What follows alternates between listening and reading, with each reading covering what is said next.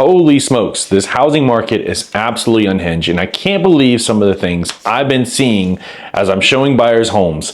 There's a lot of data to unpack, so let's dive right into this. Here's your July housing market stats. In San Antonio right now, we have 14,639 homes that are active for sale, with 5,500 of those being new homes that were listed in June. So we've got currently about 38% new homes hitting the market, with the other ones just being stalemate, stagnant homes that are not selling with until 71 days. So that's the average days on market, 71 days it takes to get your home sold if it's pre-owned in San Antonio. However, this isn't really painting the picture for across the San Antonio, because we do have different counties, different school districts, different cities, etc. So I did a little bit of diving into this to find the kind of similarities between Cibolo and San Antonio as a whole, and I found something very interesting. Cibolo right now is actually on a decline. We're seeing housing prices dropping, and there's a lot less buyers in the market in Cibolo. Right now, the average price in Cibolo is $383,000, which seems a lot, but there's also a lot less homes for sale. Right now, Cibolo has 313 homes for sale, and 110 of those being new listings. Average days on market is 67 days, which is actually a lot when you have that less of inventory. So what I'm seeing right now, when buyers are in the market, for Cibolo especially, we're getting a lot more seller credits.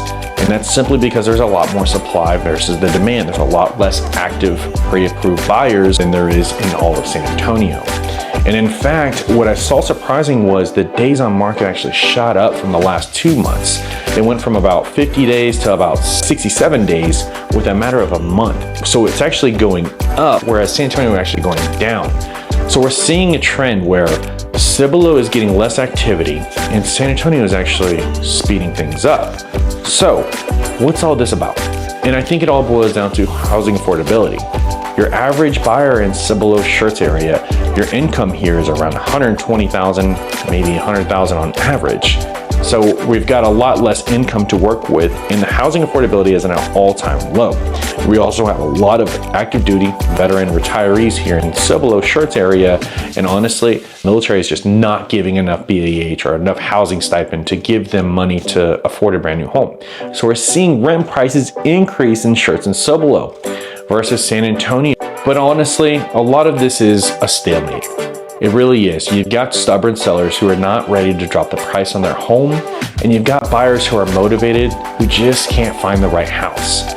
And you know, they've got more opportunities to pick from different homes, which is great and all, but what I'm seeing right now is sometimes buyers are putting offers on a home and the seller is just simply not motivated to help them out with any closing costs, with helping them in any kind of title policy or whatever the case is.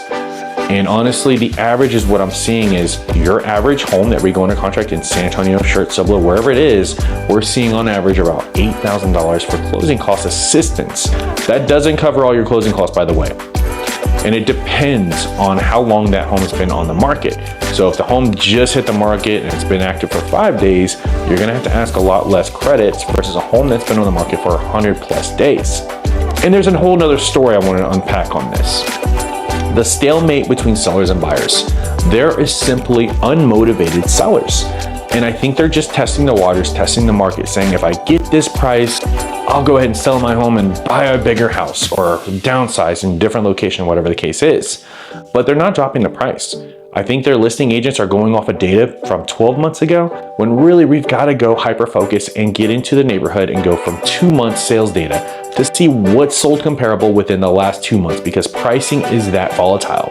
So if you're in the market and you're listing your home based on homes that sold last year, I think you're going to be out of luck, and it's going to be a hard time finding a real buyer that's willing to buy your home. And that's honestly what we're seeing.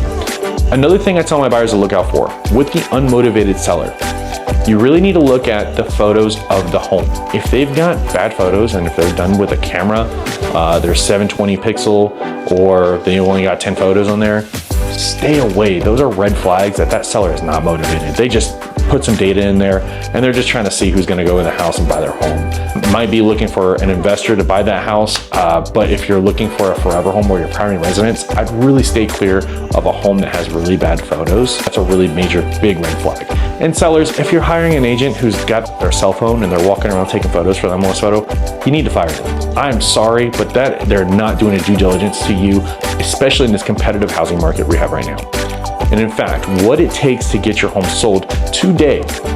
Not only do you have to have professional photography with 30 plus photos, you need a video behind your listing as well to hit all the social media channels. Facebook, Instagram, TikTok, etc. YouTube's a big one as well. If you don't have a videographer and a photographer coming in to help you sell your home, that's another red flag. And honestly, for sellers, you really need to get your home staged if it's vacant. If it's not vacant, you need to have a professional stager or your real estate agent go through the home and tell you where to place certain items to make it look more open and inviting. And a lot of this goes to show, like, you don't want to have personal photos on the wall. You don't want to have a lot of clutter on the kitchen island. You don't want to have a lot of clutter in the bathroom. We want to declutter, open things up, make sure everything's got enough lighting as possible as well. So lo and behold, the housing market is churning along. Some areas in San Antonio are seeing more increase of sales, and others like Cibolo and Schertz, we're seeing a decline in sales. And that just is the diversity of San Antonio as a whole.